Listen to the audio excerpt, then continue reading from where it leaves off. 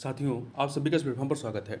यहाँ पर हम लोग जो है समीक्षा अधिकारी, सहायक समीक्षा अधिकारी का जो री एग्जाम होना है और यूपी पीसीएस 2025 की जो प्रारंभिक परीक्षा है उसको ध्यान में रखते हुए कुछ महत्वपूर्ण प्रश्नों को पूरी व्याख्या के साथ देखेंगे। ये प्रश्न आपके अन्य परीक्षाओं के लिए भी काफ़ी उपयोगी साबित होंगे। तो चलिए प्रारंभ करते हैं। इसमें पहला प्रश्न है कि निम्नलिखित युग्मों पर विचार कीजिए। दो सूचियां हैं, एक तरफ रेडियो एक्टिव समस्थानिक है, दूसरी तरफ उसके प्रकार मतलब उसके फंक्शन क्या हैं। तो यहाँ पे तीन दिए गए हैं। देखिए, पहला है कोबाल्ट 60 कैंसर की वृद्धि को रोकने हेतु इस्तेमाल होता है, सही कथन है। दूसरा आयोडीन 131 ये हाइपर थायराइडिज्म के उपचार हेतु इस्तेमाल होता है, सही है। तीसरा कार्बन 14 मलेरिया ज्वर का पता लगाने के लिए होता है, नहीं, ये कथन गलत है। तो यहाँ पर पहला और दूसरा कथन है वो आपका सही है। ठीक है, पहला दूसरा सही है, तो पहला दूसरा सही हो जाएगा, तो आपका विकल्प जो है ए सही हो जाएगा। ठीक है, तीसरा वाला आपका गलत है। देखिए, जो रेडियो समस्थानिक या रेडियोधर्मी समस्थानिक कार्बन 14 है, इसका उपयोग अल्सर उत्पन्न करने वाले बैक्टीरिया हेलियोबैक्टर पाइलोरी का पता लगाने हेतु श्वसन जांच में किया जाता है, ना कि मलेरिया ज्वर का पता लगाने के लिए। ठीक है, अब चलते हैं आगे अगले प्रश्न पर। अगला प्रश्न है कि प्लेट विवर्तनिक जो प्लेट टेक्टोनिक्स का नाम आपने सुना होगा, तो उस सिद्धांत के बारे में निम्नलिखित कथनों पर विचार कीजिए। यहाँ पर आपके पास तीन कथन दिए गए हैं और बताने हैं उपयुक्त में से कौन सा या कौन से सही हैं। तो यहाँ पर देखिए, पहला कथन है कि प्लेट विवर्तनिकी की अवधारणा वेगनर द्वारा प्रस्तुत की गई थी। ये कथन आपका सही, पहला जो कथन है वो सही नहीं है। ठीक है, इसमें बताना कौन से कथन सही नहीं है। तो जो पहला कथन है कि प्लेट विवर्तनिकी की अवधारणा वेगनर द्वारा प्रस्तुत की गई थी, ये कथन सही नहीं है। दूसरा, जो रूपांतर सीमा होती है, रूपांतर सीमा पर महाद्वीपीय भूपर्पटी महासागरीय भूपर्पटी में रूपांतरित हो जाती है, ये कथन भी आपकी सही नहीं है। तीसरा, हिमालयी पर्वत श्रृंखला का निर्माण जो है प्लेट विवर्तनिकी सिद्धांत का साक्ष्य प्रस्तुत करता है, ये तीसरा जो कथन है वो आपका सही है। बाकी पहला दूसरा गलत है। पूछा क्या है, कौन सा कथन गलत है, तो यहाँ पर सी ऑप्शन केवल 1 और 2 ये सही हो जाएगा। अब थोड़ी सा इसकी व्याख्या देखते हैं कि पहला और दूसरा कथन गलत क्यों है। तो देखिए, 1912 में अल्फ्रेड वेगनर द्वारा महाद्वीपीय विस्थापन सिद्धांत का प्रतिपादन किया गया था और 1967 में मैकेंजी और पार्कर द्वारा स्वतंत्र रूप से उपलब्ध तथ्यों के आधार पर प्लेट विवर्तनिकी नामक अवधारणा का प्रतिपादन किया गया था। तो इस प्रकार से जो पहला कथन है कि प्लेट विवर्तनिकी की अवधारणा वेगनर द्वारा दी गई थी, ये कथन सही नहीं है। दूसरा, रूपांतर सीमा पर महाद्वीपीय भूपर्पटी महासागरीय भूपर्पटी में रूपांतरित हो जाती है, ये कथन गलत है। क्यों? क्योंकि देखिए, जब दो प्लेटें परस्पर समांतर रूप से संचरित होती हैं तब रूपांतर सीमा का निर्माण होती है, मतलब बगल बगल दो प्लेटें एक दूसरे को रगड़ते हुए निकलती हैं या चलती हैं। इस सीमा पर भूपर्पटी का ना तो निर्माण होता है ना ही विनाश होता है। इसके उदाहरण के तौर पर संयुक्त राज्य अमेरिका का जो पश्चिमी तट है, तो संयुक्त राज्य अमेरिका के पश्चिमी तट के साथ साथ स्थित सैन एंड्रियास व्रंश रूपांतर प्लेट सीमा का एक उत्कृष्ट उदाहरण है। ठीक है, अब तीसरे कथन पे चलते हैं। देखिए, हिमालयी पर्वत श्रृंखला का निर्माण दो महाद्वीपीय प्लेटों अर्थात इंडियन प्लेट और यूरेशियन प्लेट के परस्पर टकराने मतलब अभिसरण सीमा के कारण हुआ है। वर्तमान में भी इंडियन प्लेट उत्तर की ओर प्रतिवर्ष 5 सेंटीमीटर की दर से गति कर रही है, जिसके परिणाम स्वरूप हिमालय की ऊंचाई में वृद्धि हो रही है, अर्थात हिमालय का उत्थान हो रहा है। इसलिए तीसरा कथन आपका सही है। तो पहला दूसरा गलत था। ठीक है, अब अगले प्रश्न पर चलते हैं। अगला प्रश्न है कि महासागरीय धाराओं के प्रभाव के संदर्भ में निम्नलिखित कथनों पर विचार करना है। ठीक है, यहाँ पे तीन कथन दिए गए हैं, बताना है उपयुक्त कथनों में से कौन सा या से सही है। पहला, उष्णकटिबंधीय चक्रवातों की उत्पत्ति हेतु ठंडी धाराएं प्रतिकूल कारक हैं। उष्णकटिबंधीय चक्रवातों की उत्पत्ति हेतु ठंडी धाराएं जो है प्रतिकूल, अनुकूल नहीं, प्रतिकूल कारक हैं, ये कथन आपका सही है। दूसरा, जिस क्षेत्र में गर्म और ठंडी धाराएं परस्पर मिलती हैं वहां नौवहन मतलब जो शिपिंग वगैरह होती है के लिए उपयुक्त नहीं होता है, ये भी सही है। तीसरा, ठंडी धाराएं महाद्वीपों के पश्चिमी भागों पर उष्ण मरुस्थलों के निर्माण में सहायक होती हैं, ये कथन भी सही है। तीन के तीनों कथन यहाँ पर सही, इसलिए डी विकल्प हो जाएगा। अब देखते हैं इनकी थोड़ी सी व्याख्या। पहला जो है, उष्णकटिबंधीय चक्रवातों की उत्पत्ति है तो ठंडी धाराएं प्रतिकूल कारक होती हैं। क्यों? देखिए, 27 डिग्री सेंटीग्रेड से अधिक तापमान वाली विस्तृत समुद्री सतह जो होती है वो उष्णकटिबंधीय तूफानों के निर्माण और उनकी प्रचंडता के लिए अनुकूल स्थित है, क्योंकि इससे तूफान को पर्याप्त नमी की आपूर्ति होती रहती है। लेकिन ठंडी धाराएं होती हैं वो उष्णकटिबंधीय महासागरों की सतह के तापमान को कम कर देती हैं। हमें टेम्परेचर कितना चाहिए, 27 डिग्री सेंटीग्रेड से ज़्यादा, तो ये टेम्परेचर कम कर देती हैं और चक्रवाती तूफानों की उत्पत्ति के लिए उन्हें अनुपयुक्त बना देती हैं। ठीक, इसलिए पहला कथन सही है। दूसरा देखिए, वह क्षेत्र जहां गर्म और ठंडी धाराएं परस्पर मिलती हैं वहां कोहरे युक्त जलवायु पाई जाती है। जब कोहरा होगा तो वहां पर नौवहन के लिए वो जगह उपयुक्त नहीं होगी। उल्लेखनीय है कि इस प्रकार के जो क्षेत्र होते हैं जहां पे ठंडी और गर्म धाराएं मिलती हैं, ये क्षेत्र विश्व के उत्कृष्ट मत्स्य क्षेत्र माने जाते हैं, क्योंकि गर्म और ठंडी धाराओं के परस्पर सम्मिश्रण से ऑक्सीजन की पुनः पूर्ति हो जाती है। जो प्लैंकटन जो होते हैं एक खाद्य पदार्थ, प्राथमिक खाद्य पदार्थ होता है, या कह सकते हैं प्लांट्स होते हैं, घास फूस टाइप की होती हैं, मछलियाँ इसको खाती हैं, तो प्लैंकटन के विकास में सहायता करती हैं। तो यहाँ पर मछलियाँ ज़्यादा आएंगी क्योंकि उनको यहाँ पर भोजन मिलेगा। तीसरा देखिए, उष्णकटिबंधीय और उपोष्णकटिबंधीय महाद्वीपों, जो उष्णकटिबंधीय महाद्वीप हैं और जो उपोष्णकटिबंधीय महाद्वीप हैं, इन महाद्वीपों के पश्चिमी तटीय क्षेत्रों में, आप ऐसा समझिए, आप भारत का नक्शा देखते हैं तो इसका पश्चिमी तटीय हिस्सा कौन सा, जो राजस्थान वाला हिस्सा है, तो आप देखें कि भारत के पश्चिमी हिस्से में क्या है, आपका मरुस्थल है। ठीक है, तो इसे समझ लीजिएगा। तो उष्णकटिबंधीय और उपोष्णकटिबंधीय महाद्वीपों के पश्चिमी तटीय क्षेत्रों में मरुस्थल के निर्माण पर ठंडी महासागरीय धाराओं का प्रत्यक्ष मतलब डायरेक्ट इफेक्ट पड़ता है। यहाँ पर कोहरा विद्यमान होता है और शुष्कता प्रभाव के कारण अधिकांश क्षेत्र क्या होते हैं, शुष्क हो जाते हैं। उदाहरण के लिए कैलिफोर्निया धारा, जो कि ठंडी धारा है, के कारण मुंजावे क्षेत्र, अब यदि आप अमेरिका का मैप देखेंगे तो आपको मुंजावे क्षेत्र में मरुस्थली या वहाँ का मुंजावे मरुस्थल है वो आपको दिखाई पड़ेगा। तो कैलिफोर्निया धारा के कारण मुंजावे क्षेत्र में शुष्क और मरुस्थलीय प्रकार की जलवायु का निर्माण होता है। और ये आपकी कैलिफोर्निया धारा जो है, आप यूएसए या नॉर्थ अमेरिका का मैप देखेंगे तो उसके पश्चिमी हिस्से में ये प्रवाहित होती है। तो इस प्रकार से तीनों कथन क्या है, सही हैं। ठीक है, अब आगे चलते हैं अगले प्रश्न पर। अगला प्रश्न है कि निम्नलिखित कारकों पर विचार कीजिए।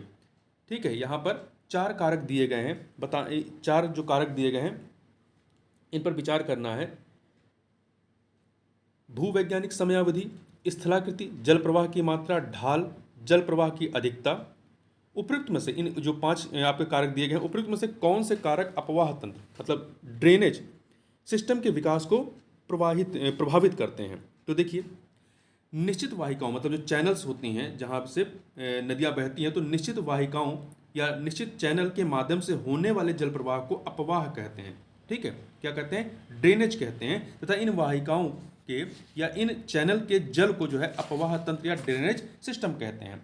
किसी क्षेत्र का अपवाह तंत्र जो है कई कारकों का परिणाम होता है, जैसे भू स्थानिक समयावधि, सही है, स्थलाकृतियाँ, जल प्रवाह की मात्रा, ढाल, प्रवाहित जल प्रवाह की आवधिकता मतलब पीरियोडिसिटी। ठीक है, कितने समय तक वो प्रवाहित हो रही है। इसके अतिरिक्त चट्टानों की प्रकृति एवं संरचना भी इसके लिए उत्तरदायी होती है। तो 1 2 3 4 5 डी विकल्प आपका सही हो जाएगा। अगले प्रश्न पर चलते हैं। अगला प्रश्न है आपका कि मनुष्यों में सक्रिय और निष्क्रिय प्रतिरक्षा के संदर्भ में निम्नलिखित कथनों पर विचार करना है। 2 कथन है, साइंस का प्रश्न है, महत्वपूर्ण है। देखिए, 2 कथन दिए गए, बताना उपयुक्त में से कौन सा से कथन सही है। पहला है, बाह्य अभिकर्ताओं के विरुद्ध शरीर की रक्षा के लिए जब रेडीमेड एंटीबॉडीज या हिंदी में प्रतिरक्षी कहते हैं एंटीबॉडीज को, तो रेडीमेड एंटीबॉडीज प्रत्यक्ष रूप से शरीर में प्रवेश कराए जाते हैं तो यह सक्रिय प्रतिरक्षा कहलाती है। ये कथन आपका गलत है। इसे सक्रिय प्रतिरक्षा नहीं, इसे निष्क्रिय प्रतिरक्षा कहते हैं। क्या कहते हैं, निष्क्रिय प्रतिरक्षा कहते हैं। ठीक है, जो दूसरा कथन है, गर्भावस्था के दौरान भ्रूण में माता के एंटीबॉडीज का स्थानांतरण निष्क्रिय प्रतिरक्षा का एक उदाहरण है। ये कथन आपका सही है। पहला गलत, दूसरा सही, इसलिए कौन सा सही है, विकल्प बी आपका यहाँ पर सही हो जाएगा। अब इसकी व्याख्या देखते हैं। जब कोई परपोषी मतलब जो होस्ट होता है, जब कोई होस्ट एंटीजन का सामना करता है तो जीवित या मृत रोगाणुओं या अन्य प्रोटीनों के रूप में वो हो सकते हैं जो एंटीजन होगा। तो जो होस्ट होगा, होस्ट के शरीर में एंटीबॉडीज प्रतिरक्षी उत्पन्न होते हैं।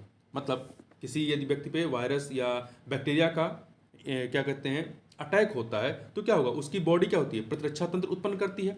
इस प्रकार की प्रतिरक्षा को सक्रिय प्रतिरक्षा कहा जाता है।